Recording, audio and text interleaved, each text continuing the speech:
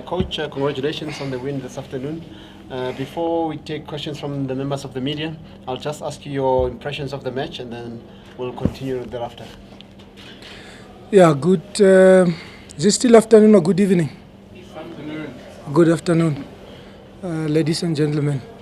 Yeah, it was a very difficult match, not necessarily in terms of the quality of the opponents, but I think in terms of our travelling arrangements, because of the flights and the bus driving, and then having to have one session yesterday and having to play today. And when you look at the game itself, we wanted to start on a front foot. I think we did that. But unfortunately, we missed too many chances. I think we ended up becoming a bit anxious. That is why we ended up missing those chances. But on the balance of play, I think our players did very well in terms of how they expressed themselves within the structure, within our tactical plan. And coming into the second half, I think we started the second half, we're a bit slow. We're a bit slow in terms of our passing, in terms of ball speed. And as a result, we allowed them to cover those defensive distances. And I was saying to them, just to remind them in terms of what we spoke about in the dressing room. If you make small switches, you allow them to make small distances in covering their goal post. And we couldn't actually penetrate through. You have the likes of Serrero, the likes of Pesci, and these are the players who are very good technically with movements in attack. And as a result, we couldn't. If you compare the second half with the first half, the first 20 minutes of first half, I think we did very well taking the game to them. But the last 25 minutes of second half, you could see that the legs could not carry them anymore. And we wanted to make substitutions. And the reason why we brought in attacking players, we realized that they are playing from the back. They are not a threat in their attacking third, in our defensive third. So we wanted to bring in Bradley and Kemit and Lebo just to put them under pressure when they start build up from the back. And I think it really worked out. If you look at Ronwen, played 90 minutes in Ghana. Tyson, the captain, 90 minutes in Ghana. Dean Furman, 90 minutes in Ghana. And when you look at Dean Furman in particular, the pitch was very heavy in Ghana. And I think he did very well to soldier on until the end of the match. And then Santi, we had to stop him from going up in attack because we could see that the energy levels were very low. So we were leading, but at the same time we had offensive players that we brought in that were a bit fresh. And then we said, let's stay deep and try to catch them on a counter. Technically, we can, because we can make combinations and break the defense. Kemit came in for the last 15 minutes or so, but he managed to get 2 chances. And that's what you get from Kemit. Whatever time you give to him, he will definitely position himself in such a way that he can score goals. As for Lebu, I think he gave us a lot of balance because Morena was struggling with calf pain, and then Bradley, we had to put their defenders under pressure, and he did really help us with the pressing at the top. Congratulations to them to win this match. 3 points is more important. Going to Sao Tome and playing Sao Tome at home, I think we should be able to be focused, because if we play well in those 2 matches, 9 points will be important to us. But as of now, we are still third placed in the log because of the goal that was scored by Sudan against Sao Tome. But a win is important for us. 3 points is more important for us. We are still fighting for qualifiers, and hopefully everything will work out well for us. Thank you. Thank you, Coach. Let's start with you, sir. Coach, News from Africa. I think the critics will say you're still having that problem, not to say Sudan or Minos, but you say a win is a win, but demolishing our opponents that are way below us, it seems it's still a problem. How do you see you and your technical team overcoming that and being able to be convincing against teams that are lower ranked than us? And two games in, what do you wish to sharpen or polish going forward now that you're in charge? You call the shots now. What do you hope these last 2 games you're able to polish going forward for the next qualifiers? Yeah, firstly, I think I need to start with the missing of chances. I think it takes a lot of energy to get into those scoring areas, a lot of movement, a lot of creativity. But unfortunately for us, today we managed to get behind the defense more often. And missing a chance, it is not only about a situation that prevents you from scoring. I think it's more mental, because I think we came into this match without them telling us, a bit anxious. We wanted to score as early as possible. We wanted to score as many as we can. And as a result, we ended up losing. And again, when it comes to the national team, you don't even have time to work more on individual players, especially when it comes to the technical aspect of the game.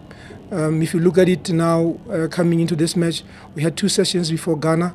We had 1 session before this one. So as a result, I think them getting into those goal-scoring areas, they really did well.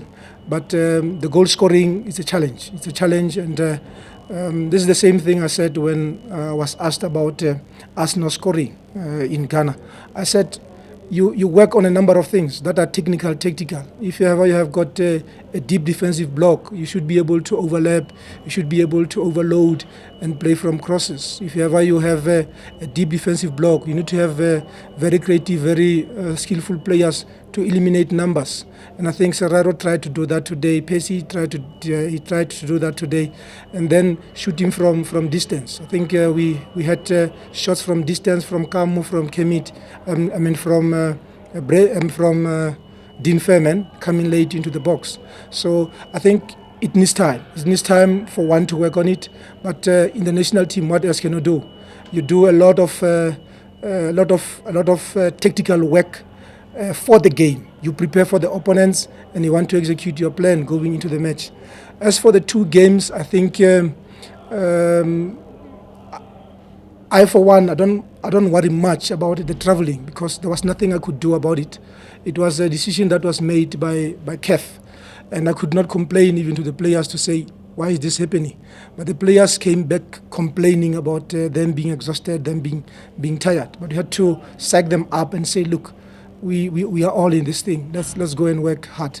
So against Ghana, we learned so much because of the aggressive approach, high pressure, very physical, and they were pushing us with ease of the ball. And I will single out a player like Thomas Partey. If you look at the goal he scored, it was out of individual ability to see the situation and to take advantage. You have Jordan Ayew, who gave us a lot of problems in terms of dealing with him. And I was talking to Lebo earlier on to say what we have learned from Jordan Ayew as a striker. If you stay in the central area all the time, it will be difficult for you to play. So you better overload the sides so that we can create space in the inner lines. Coming to this one, I think technically they are not such a good team, but I think structurally speaking, they are very organized. You can see they have been together for some time, because the same team, few of them are coming from outside. This is the same team that played in the CHAN. This is the same team that has been together for some time. But like I said, structurally they look organized. But in terms of individual ability, we are far better than them. Yes, sir. Coach, how did you handle the lack of, obviously this being your first competitive game, you wanted to put your best foot forward, but how did you handle not being able to work with the team as much as you could? Something that was beyond your control, and what's the inspiration behind the shirt? Yeah, I think firstly, if you look at the team that we played in Ghana, 9 of those players played against Egypt, except for Bradley Grobler, who came in for Lebo Mutiba, who has been struggling with form.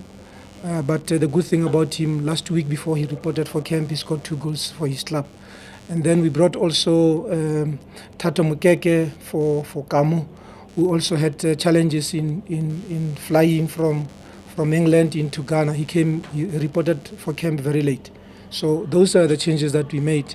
And we were saying, if you make too many changes and you do not have enough time to work on the team, you will be left with an egg on your face. That is why the reasoning behind, the tactical reasoning behind, to have 9 of those players starting. If Kamu was available, we could have played Kamu with Dean in the middle field. So it's very difficult. It's very difficult. We were here yesterday. our work yesterday was based on the weaknesses and the strengths of Sudan. So you could see they're playing more of diagonal balls, more of long balls, and that is why we brought back Eric Matoho to help us deal with those situations. That is why we kept Santi to deal with the diagonal balls. And on the right, we played with Lebu Phiri to come inside and allow Morena with his ability to attack more on the side, of which I think he did well, even though he did not create a goal or he did not score. As for the shirt is white, and the future looks white. Yes, sir. Coach, I believe every coach has an identity. So what I'd like to find out from you is, what would you like South Africans to know you for? Because some coaches talk about attack. When individually, where do you see yourself within the structures going for our national team? Yeah, I think, like I said, everything started in the national team with the under-17s. I think all the time I got to prepare the under-17s and going into AFCON and going into the World Cup, it gave an identity of how I want things to be done. But the most important thing is you don't have time. If you look at the time I had preparing the under-17s and going into AFCON and World Cup, that allowed me to put my personality inside the team, because I believe if you have got a very disciplined team, tactically it helps. If you have got structure in what you are working on, it helps.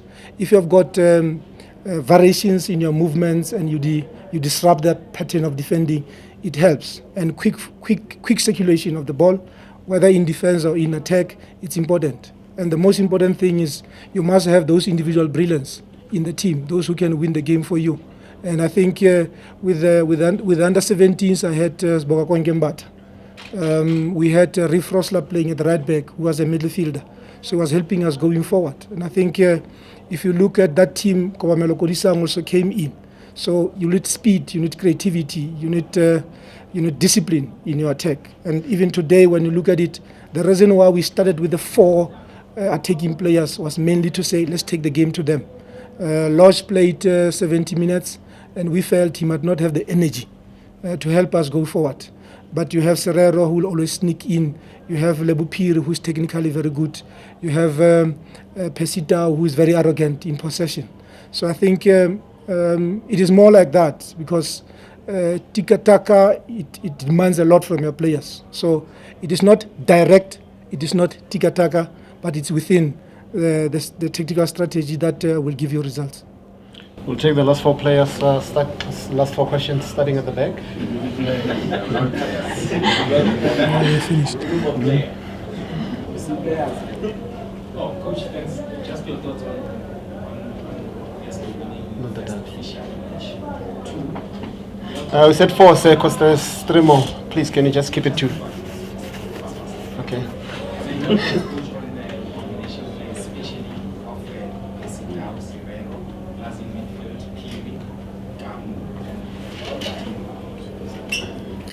Yeah, we had 5 of our international players playing today, started the match, and the instructions were very clear. Give us that international experience within the structure. And I think they did very well, especially the 4 attacking players, except for Lebu, who struggled, and we made it difficult for him because there was no support whenever the ball is played to Lebu Mutiba. But I think we tried to correct that at halftime. And even when you look at how Phiri scored, we said, Phiri, you're playing as a striker. Every time we play the ball forward, become a second striker, because he was covering more as a 10, and we could not even get behind the opponents. So I think they did well. They did well under circumstances. If you look at Dean in particular, like I said, he worked very hard. And towards the end, you could see that decision making was letting him down because of being tired.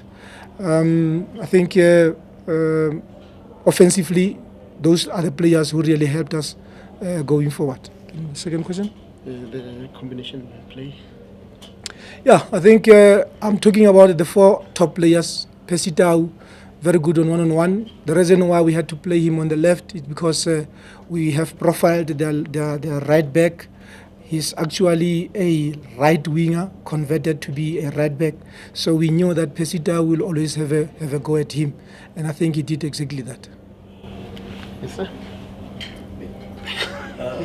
Coach, you might not have exactly said it before you left for Ghana, but the way you sounded, I think the general feeling was that after these 2 games you were looking at 4 points. You've only got 3 now. How are you feeling about that? Frustration? Are you happy that at least you got something?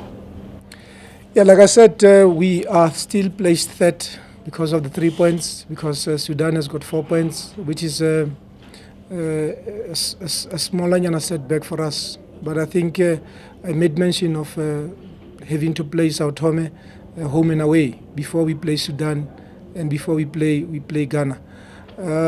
Yes, as a coach, you give yourself confidence, you give the team confidence, you plan accordingly, because our plan was to get a point. If ever we can't win, we could settle for a point.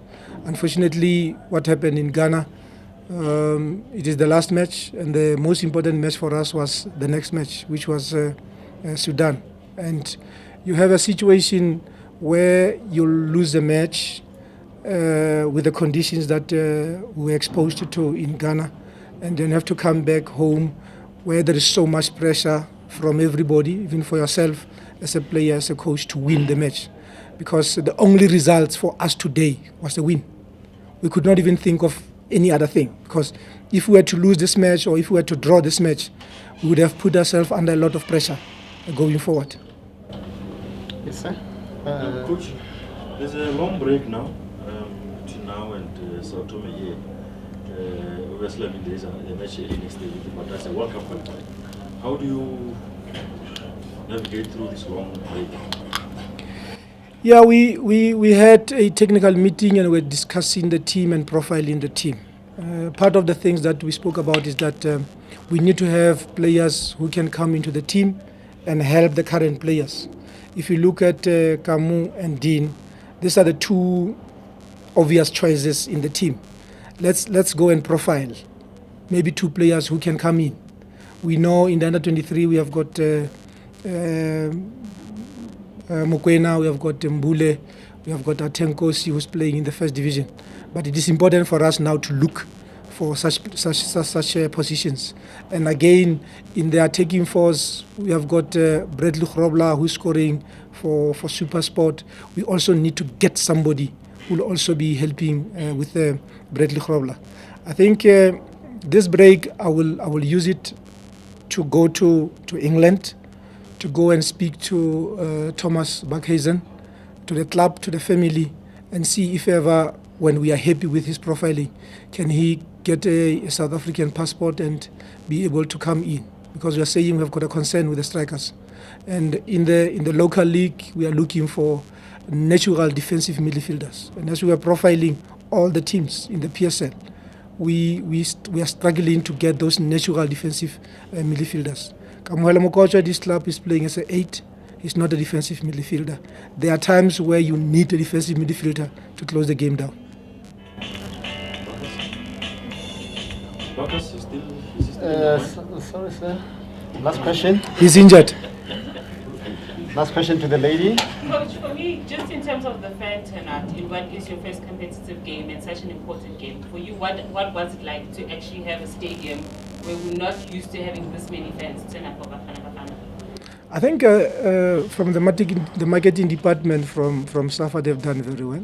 I think we need to commend the South Africans who came to support their team, coming back from a loss against Ghana.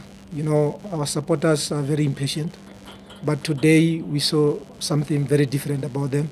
Coming in every good moment, they were cheering for our players, and that helps.